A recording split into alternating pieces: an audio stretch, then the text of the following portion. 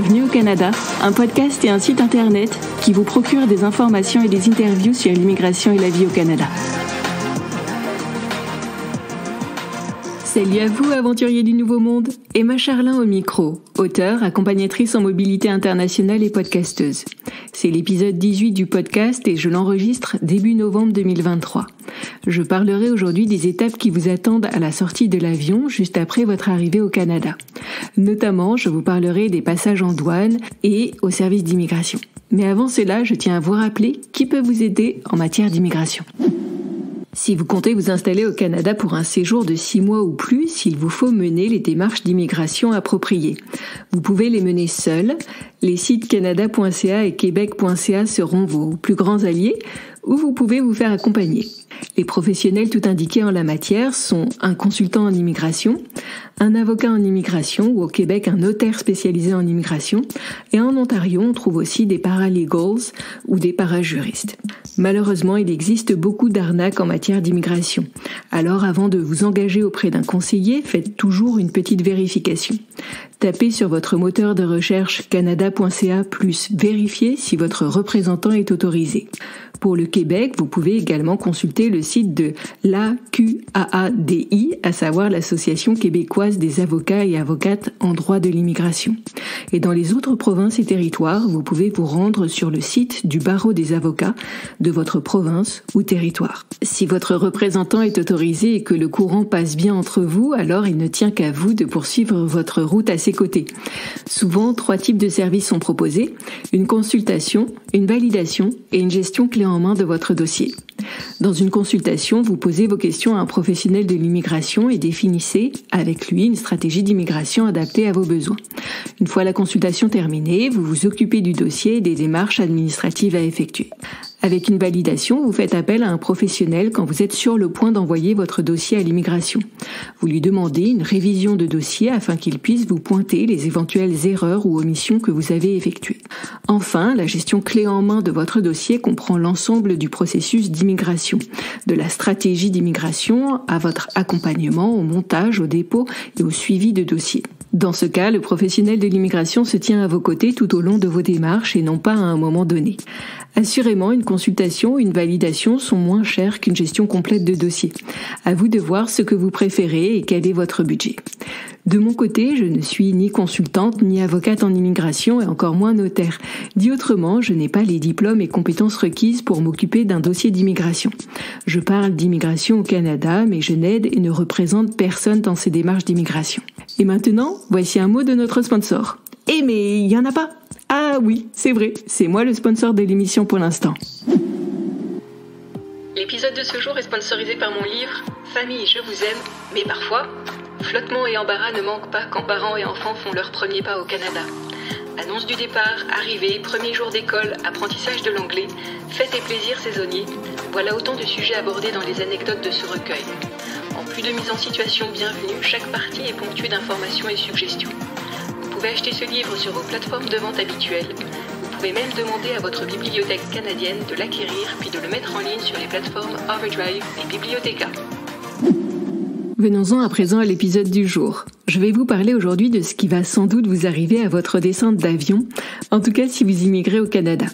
Remettons-nous dans le contexte. Ça y est, vous touchez du doigt votre rêve. Vous êtes dans l'avion et vous allez bientôt fouler du pied le sol canadien. Depuis des mois, vous y travaillez et à présent, c'est fait. Il ne faudrait pas aller plus vite que la musique tout de même. Avant de crier victoire, une étape d'importance vous attend. Laquelle? Votre passage à la frontière, bien sûr, car pour le coup, voilà bien une des étapes clés de votre projet, celle où on vous donnera enfin votre laissez-passer, un permis d'étudier, de travailler ou de rester au Canada de manière permanente, qui sait.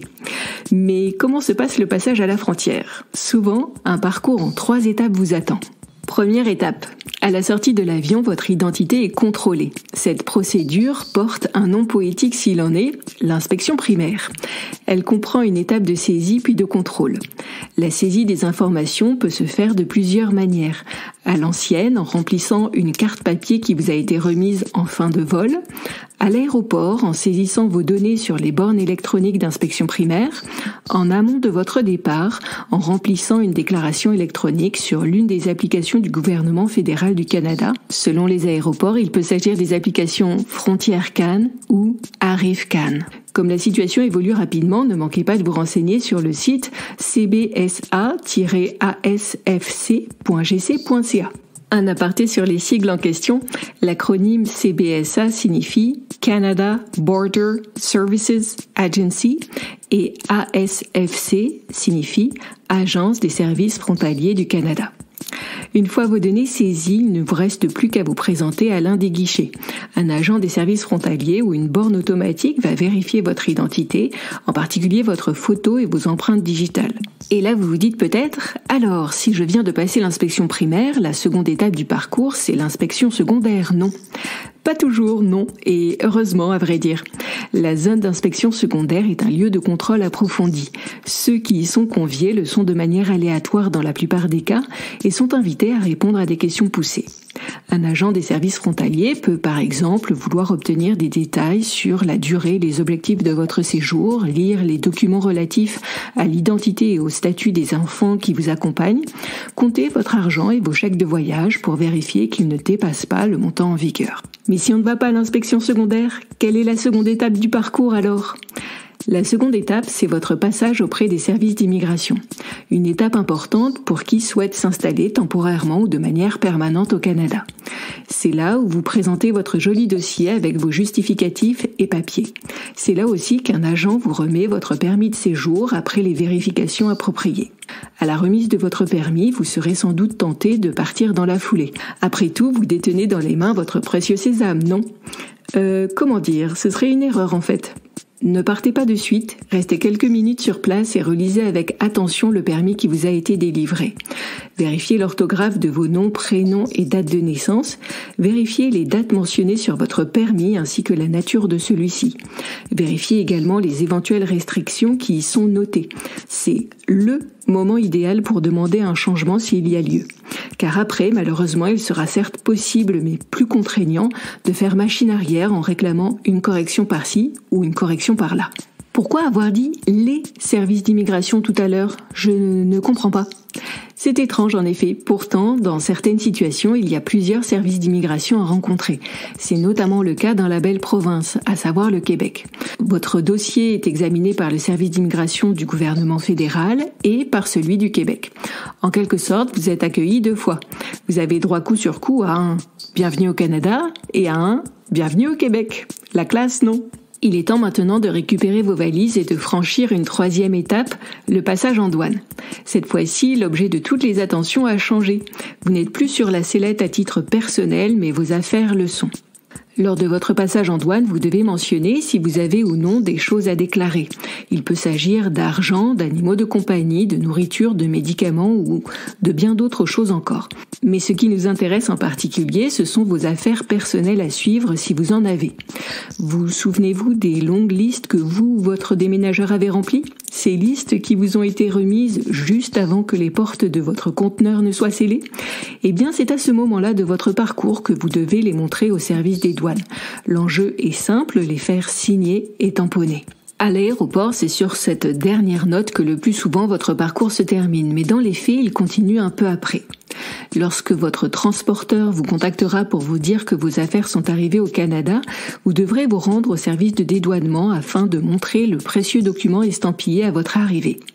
Une fois ces dernières procédures administratives réglées, votre conteneur pourra alors être dédouané et vos affaires acheminées à votre nouveau domicile. Alors ce n'est pas tout ça, mais il s'agirait de résumer l'affaire. Voici les principaux points à retenir. Premier point. À votre arrivée au Canada, et même si vous êtes fatigué, restez concentré.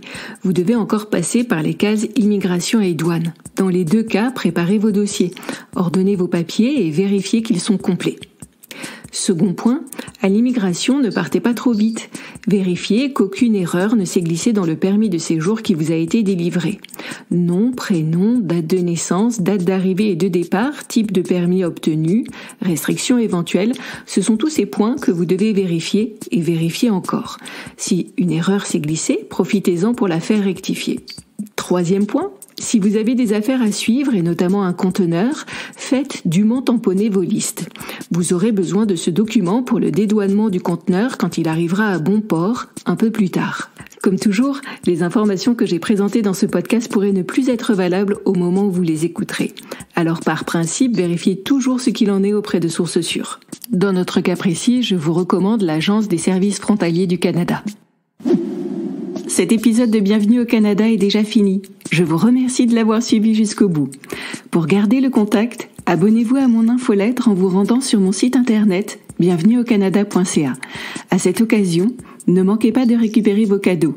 Une fiche pratique comprenant les 67 astuces que j'aurais aimé connaître avant de partir au Canada, ainsi que plusieurs échantillons de mes livres. À bientôt!